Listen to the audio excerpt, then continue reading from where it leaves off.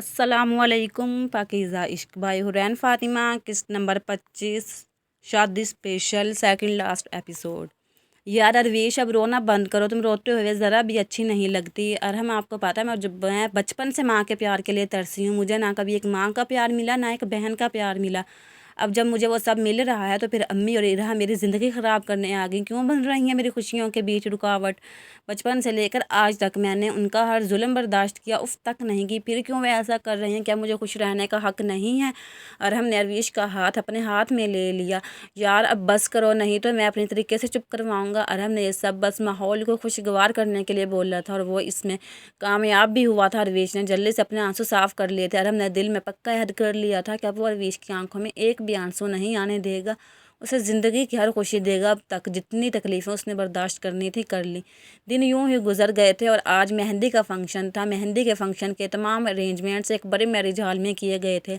दुल्हनें तैयार होने पार्लर जा चुकी थीं। इशाल भी उनके साथ ही थी। अरहम फंक्शन के तमाम अरेंजमेंट्स देख रहा था, जबकि राज तो सुबह से ही तैयार होकर बैठा हुआ था और सबका दिमाग खा रहा था, जल्दी करो। लेकिन राइड के बाबा ने उसे धमकी देकर चुप करवा दिया था। अगर अब तुमने जल्दी की तो हम तुम्हारी शादी कैंसिल कर देंगे। लेकिन वो राइड ही क्या जो चुप करके बैठ जाए। अभी भी अरहम को कॉल करके बोल रहा था, मनहूस इंसान, जल्दी कर, अपनी शादी पर भी काम वाली मासी शकीला बना खड़ा है। अगर तेरी वजह से मैं फंक्शन में लेट हो गया तो तुझे छोड़ूंगा नहीं। छिछोरे इंसान, अगर थोड़ी मदद ही करवा देता तो मैं भी जल्दी तैयार हो जाता। अभी भी कॉल करके बकवास किए जा रहा है, ना खुद को सुकून है ना दूसरों को सुकून करने दे रहा है। अब दफ़ा और मुझे काम करने दे। अरहम ने कहते ही कॉल डिस्कनेक्ट कर दी। खुद का तो निकाह हो गया है, इसका इसलिए ज़्यादा शौकियाँ मार रहा है। कोई बात नहीं, मेरा भी हो ही जाएगा। या अल्लाह प्लीज़ मेरा निकाह करवा देना। मैं कंवारा नहीं मरना चाहता। जन्नत में अपने बच्चों के पास किस मुँह के साथ जाऊँगा मैं? राइड की अपनी ही दुआएं रूज पड़ती। अरहम मेरी जान, जाओ अब तुम भी तैयार हो जाओ, फंक्शन शुरू होने वाला है। अरवीश और आबरू भी रेडी हो गई होंगी। तुम तैयार होने जाओ, मैं इशाल को कॉल करके पूछती हूँ। अरवीश आबरू को लेने तुम और राइड जाओगे, वहीं से सीधा मेरे जहाल आओगे। दीदा ने इशाल को कॉल की तो उसने बताया कि अरवीश तैयार हो चुके, बस आबरू की तैयारी बाकी है। थोड़ी देर बाद अरहम भी बिल्कुल तैयार हो चुका था। वो दोनों दुल्हनें अपनी दुल्हनों को पार्लर से लेने जा चुके थे। फंक्शन की भी तमाम तैयारियां मुकम्मल थीं, अब बस इंतज़ार था तो दूल्हे और इनकी दुल्हनों का। आओ मुमानिया, चलें, आप लोगों के दूल्हे पहुंच चुके हैं। अभी भी वो लोग पार्लर का दरवाज़ा बूर करते हैं कि इशाल बोल पड़ी, ऐसे कैसे चले जाएँ, घूंघट हो रहे हैं आप दोनों। इशाल के कहने पर उन दोनों ने घूंघट ओढ़ लिए। तो जब वो लोग बाहर पहुँचे तो उनको घूंघट में देखकर अरहम और राय जल भुनकर रह गए। यार ये तुम लोगों ने इतने लंबे लंबे घूंघट क्यों ओढ़ रखे हैं? वो इसलिए कि अगर दुल्हन घूंघट ओढ़ कर रखते तो उस पर रूप बहुत आता। और आप जैसे लोगों की काली, मेरा मतलब है शादी में आए लोगों की बुरी नज़र नहीं लगती। जो अब अरवीश और आबरू की बजाय इशाल की तरफ से आया था। ऐसे ही वो लोग बातों बातों में मैरिज हॉल तक पहुंच गए। कार से बाहर निकलते यार हमने अरवीश का और रायद ने आबरू का हाथ थाम लिया। वो चारों इकट्ठे हाल में दाखिल हुए थे, एक दूसरे के साथ चलते हुए। किसी रियासत के शहजादे और शहजादियाँ ही तो लग रही थीं। उनके दाखिल होते ही फूलों की पत्तियों से उनका इस्तकबाल किया गया और हाल के तमाम लाइट्स ऑफ कर दी गई और एक स्पॉट लाइट का महवर वो चारों थे। वो चारों चेहरे पर खूबसूरत सी मुस्कुराहट लिए दूसरे के हम कदम चल रहे थे। वो लोग जैसे स्टेज पर पहुंचे, तमाम लोगों ने उन दोनों कपल्स के लिए ज़बरदस्त वोटिंग की। अरहम और राइस फेयर रंग का ड्रेस पहने और गले में ग्रीन कलर का दुपट्टा डाले हुए किसी रियासत के शहजादा ही तो लग रहे थे। आबरू और अरवीश ने भी पीले रंग के लहंगे, जिनके ऊपर ग्रीन कलर का बड़ी निफासत से काम किया गया था, पहने हुए थे। वो दोनों भी शहजादियाँ ही लग रही थीं। हाल में मौजूद कुछ लोग हसरत भरी और कुछ लोग हसरत भरी निगाहों से इन दोनों कपल्स को देख रहे थे। दीदा तो इन चारों की बलाएं लेती ही नहीं थक रही थी। वो लोग भी तो बहुत खूबसूरत रहे थे। आज वो चारों बहुत खुश थे। आज वो लोग अपनी मनचाही मोहब्बतों के संग बैठे हुए थे। तमाम बड़े मेहंदी की रस्म अदा करके साइड पर जाकर बैठ गए थे। रस्म अदा करने के बाद अरवीश और आबरू का घूंघट भी उठा दिया गया था। अरहम और राइड की नज़रें तो उन दोनों से हटने से इनकारी थीं। अब यंग पार्टी की धमाल डालने की बारी थी। राइड जो बार बार आबरू को तंग कर रहा था, यार मेकअप तो कर लेती, तुम्हारी शक्ल देखकर डर लग रहा है, शादी में बच्चे भी आए हुए हैं, कहीं डर वड़ गए तो? राइड की बात पर आबरू को तब ही चढ़ गई और अपना हील वाला पाँव जोर से राइड के पाँव पर दे मारा। आज जालिम औरत, मजाक कर रहा था? मैं 8 घंटे लगाकर तैयार हुई और तुम्हें देखकर डर लग रहा है? कल मेरे कमरे में आने की ज़रूरत नहीं है, अपना बिस्तर कहीं और लगा लेना। आया बड़ा छिछुंदर, मेरी इंसल्ट करने वाला। यार बहुत जालिम हो, मैं तो मजाक कर रहा था। वैसे तो हर वक्त बंदरों की तरह नाचते फिरते हो, आज नहीं नाचोगे? मैं कह रही हूँ अगर तुमने डांस ना किया तुम्हें निकाह के वक्त कबूल है? नहीं बोलूँगी। अरे यार मैं तो पहले इंतज़ार में था, कोई बोले तो मैं अपना जलवा दिखाऊं। और यार तुम ऐसे ही मासूम बच्चे को ब्लैकमेल ना किया करो, नाजुक सा दिल है मेरा, कुछ हो गया तो शौकियाँ बाद में मार लेना, पहले डांस करो। मैं अकेला क्यों डांस करूं? शादी तो इस अरहम की भी है, वो भी करेगा मेरे साथ डांस। रात की बात पर अरवीश की हंसी छूट गई। क्या हुआ, तुम हंस क्यों रही हो? अरवीश को अपने ऊपर हंसता हुआ देखकर अरहम जल भूल कर रह गया। हाँ सीरियसली डांस, वो भी अरहम जी, हो ही नहीं सकता कि मैं डांस नहीं कर सकता। आवरू लगता है तुम्हारी दोस्त ने मुझे बड़े हल्के में लिया हुआ है, अभी अच्छी तरह जानती नहीं है मुझे। चलो इन्हें भी अपना जलवा दिखाई देते हैं। आवरू ने भी मुस्कुरा कर जवाबी कार्रवाई की। यस अरहम भाई, हो जाए फिर आज।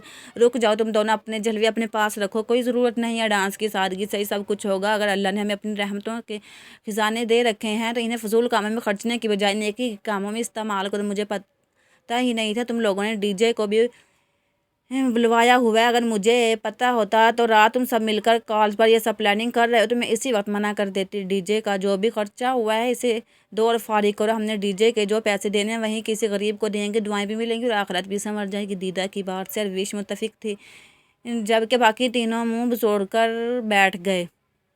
लेकिन मामा इशाल आशिर ने अपनी मामा को कुछ कहने के लिए मुंह ही खोला था जब दीदा की घूरी से चुप होकर रह गए। हाल में मौजूद बहुत से लोगों को दीदा की बात अच्छी लगी थी, जबकि कुछ लोगों को ड्रामेबाजी लगी थी। लोगों का क्या, लोगों का काम तो बातें करना है, और हाल हाल में बातें करते हैं। जितनी आज तुम खूबसूरत लग रही हो, दिल तो कर रहा है तुम्हें यहीं से उठाकर सीधा कमरे में ले जाऊं। अरहम की बात पर अरवीश का चेहरा लाल टमाटर हो गया और उसने शर्म के मारे नजरें झुका लीं। रायद और आबरू की नोक झोंक कभी भी जारी थी। ऐसे ही हंसी खुशी में मेहंदी का फंक्शन गुजर गया। वो कमरे में बैठी अपने हाथों पर लगी हुई मेहंदी को देख रही थी। आज उसे शिद्दत से अपने मामा बाबा की याद आ रही थी। काश मामा बाबा आज आप जिंदा होते तो आज बात ही कुछ और होती। मामा बाबा आप क्यों मुझे छोड़कर चले गए? आपकी अरवीश को आज आपकी बहुत ज़रूरत है। ये कहती अरवीश की आंखों से एक आंसू निकला। अरहम जो कि अरवीश को दिल भर के सबसे छुप छुपाकर देखने आया था, अरवीश की आंखों में आंसू देखकर तरफ ही उठा था। मामा बाबा I miss you, I really miss you. Arvish को अपने पीछे से मी ऑल्सो, अरवीश को अपने पीछे से अरहम की आवाज़ सुनाई दी। अरवीश ने जल्दी से अपने आंसू साफ किए और पीछे मुड़कर देखा जहाँ से अरहम चलता उसके पास आ रहा था। मामा बाबा की याद आ रही है, जिस पर अरवीश ने हमें सारी हिला दी। मुझे भी आज अपने मामा बाबा की बहुत याद आ रही है, लेकिन मैं रोकर उन्हें तकलीफ़ नहीं देना चाहता। शाबाश, तुम भी अपना रोना बंद करो। तुम्हें पता है आज तुम्हें रोता हुआ देखकर तुम्हारे मामा बाबा जहाँ भी होंगे उन्हें बहुत तकलीफ़ हो रही होगी। क्या तुम चाहते हो उन्हें तकलीफ़ हो? अरवीश ने नाम है गर्दन हिला दी। जाने वालों को तो हम रोक नहीं सकते, लेकिन खुश रहकर उन्हें खुशी दे सकते हैं। अरवीश की सूजी हुई आंखें और रोने की वजह से लाल हुई नाक अरहम के दिल के तार ही तो छेड़ रही थी। अरहम आप यहाँ क्या कर रहे हैं? वो मैं यहाँ अपनी वाइफी की खूबसूरती को खराज बख्शने आया था, ये कहता है अरहम ने अरवीश को अपनी तरफ खींचा और वो किसी कटी हुई डाली की तरह उसके सीने से आ टकराई। वो इसका चेहरा ऊपर के इसके माथे पर रब रख गया। इससे पहले कि अरवीश अपनी नज़रें झुकाती उसने जल्दी से अरवीश के लबों को अपने लबों के दस्तरस में लिया और अपनी प्यास बुझाने लगा। थोड़ी देर बाद पीछे हटकर बैठ गया। आज के लिए इतनी तारीफ़ काफ़ी है, कल पूरी तरह आराम से बैठकर अपने कमरे में तारीफ़ करूँगा। आज बारात का फंक्शन था और आज पार्लर वाली को घर पर ही बुलाया गया था। अरवीश ने मैरून रंग का लहंगा पहना था जिसमें वो शहजादी लग रही थी। आबरू भी रेड कलर के लहंगे में बहुत खूबसूरत लग रही थी। बारात बहुत धूमधाम से आई थी। अरहम और रायद मैरून और ब्लैक कलर की शेरवानी में सबके दरमियान शहजादों वाली चाल चलते आ रहे थे। वो रायद ही क्या जो खामोश रहे। रायद भी जाकर उन लड़कों के साथ मिलकर ढोल की थाप पर भंगड़े डालते आ रहे थे और भंगड़े डालने शुरू कर दिए। अरहम, अरे कमीने इंसान, तेरे तो खुद की शादी है, तू क्यों नाच रहा है? अरहम ने भंगड़े डालते रायद को टोका था। हाँ यार मुझे तो यकीन ही नहीं आ रहा, मेरी शादी है, मुझसे तो कंट्रोल ही नहीं हो रही अपनी खुशी। मैं तुझे बता नहीं सकता आज मैं कितना खुश हूँ। आए आज मेरी शादी है। ये कहते ही रायद ने फिर से भंगड़े डालने शुरू कर दिए। जैसे वो लोग हाल के अंदर दाखिल होने लगे उन्हें सामने इशाल दरवाजे के बीचों बीच बाहें फैलाई खड़ी हुई नजर आई। तुम यहाँ क्यों खड़ी हो? चलो पीछे हटो, मुझे अंदर जाने दो। तुम्हें पता नहीं आज मेरी शादी है? मैं तो यहाँ नेक वसूलने खड़ी हूँ, आपके सामने आपकी भांजी खड़ी है। जल्दी करें, 2 ब्लैंक चेक मेरे हाथ पर रखे हैं। 2-2 क्यों?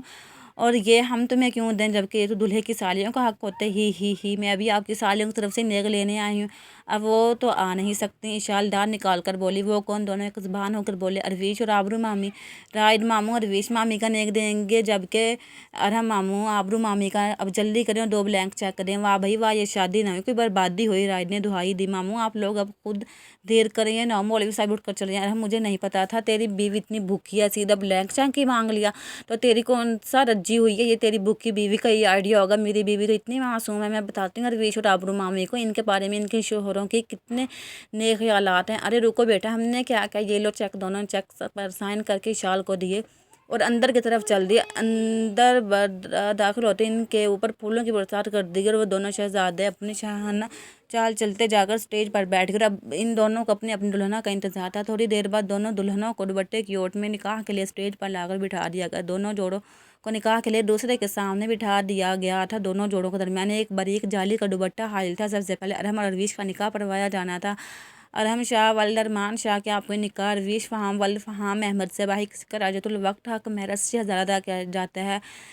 क्या आपको ये निकाह कबूल है? कबूल है। क्या आपको ये निकाह कबूल है? कबूल है। क्या आपको ये निकाह कबूल है? कबूल है। मौलवी साहब ने वही कलमात अरवीश के लिए दोहराए, कबूल है, कबूल है, कबूल है। आज उन दोनों ने सच्चे दिल से और खुशी खुशी एक दूसरे को कबूल किया था। आज उनके दरमियान कोई कॉन्ट्रैक्ट नहीं था। आज फिर एक बार अरवीश को अरहम की कफालत में सौंप दिया गया था। हर तरफ खुशी का समा था। अरहम और अरवीश के निकाह के बाद राइड और आबरू के निकाह की रसूमात अता की जानी थी। अब मौलवी साहब राइड के पास आकर बैठ गए और निकाह की रस्म शुरू की। राइद ड्राब वल्द राब मलिक आपका निकाह आबरू वलीद वल्द वलीद रंधावा से बहक सिक्कर राजतुल वक्त हक महर मलिक मेंशन अदा किया जाता है कि आपका निकाह कबूल है।